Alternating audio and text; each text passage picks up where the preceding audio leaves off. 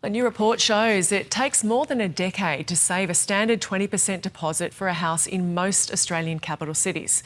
This report by Cotality also reveals how much of people's pay packets are going to their housing, be it in mortgages or rent. Cotality's Head of Research, Eliza Owen, joins us now to take us through these numbers. Eliza, your latest research, it's looked at the cost of servicing a new loan. What did you find on that? G'day, Gemma. Thanks for having me.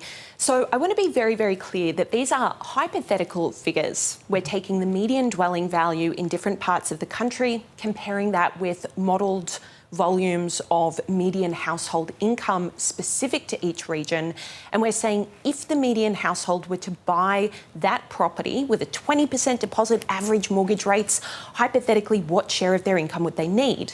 Nationally, we found 45% of median household income would be required to service a mortgage on the median dwelling value in Australia, which is now about $870,000. Even though that sounds extraordinarily high, it's down from 47% a year prior, which was the series high in this metric. And it's just demonstrating how much of a mismatch there really is between where incomes are and where dwelling prices are in Australia.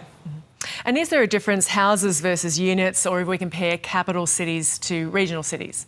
Absolutely. So if you look at houses versus units, units are much more serviceable, with a portion of income required to service a loan sitting at about a third. If you look at houses, it's over 50%. When it comes to capitals versus regions, though, there's not much difference anymore. We've seen extraordinary growth in regional Australian house values over the past few years, and that puts both capital city and regional median dwelling values requiring about 45% of income to service a mortgage. And what about rental prices compared to an average renter's pay?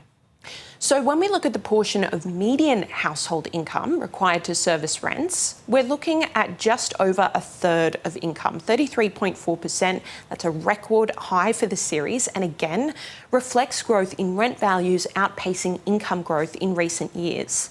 The reality of the situation is that the median income household is less represented in the rental market as low income households who can't afford to buy, so they're in the private rental market. And when you compare, say, the 25th percentile income across the capital cities with the 25th percentile rent value, that shows over 50% of their income would be required to service rents. It's not stacking up, and property prices and rents are not matching the distribution of incomes in this country. Let's turn to deposits now. Tell us a bit more about what you found on how long it takes to save a deposit in this country.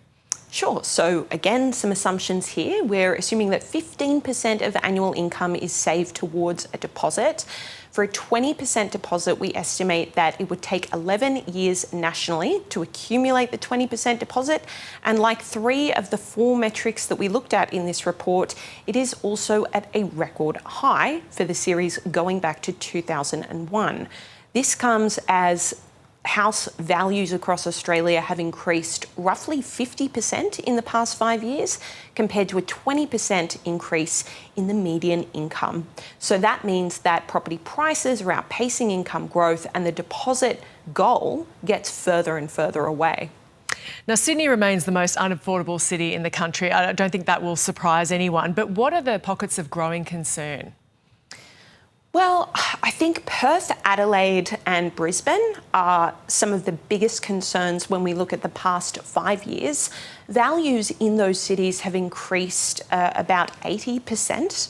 And in Perth in particular, we've seen the worst deterioration of affordability metrics in a 5-year period, with the time it takes to save a 20% deposit and value to income ratio rising by 62% in that time.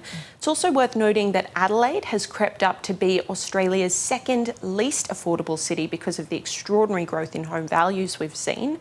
Meanwhile, markets that have been in a bit of a downturn, like Melbourne, Hobart, Darwin and Canberra, have seen an improvement in some of these housing affordability metrics since 2021.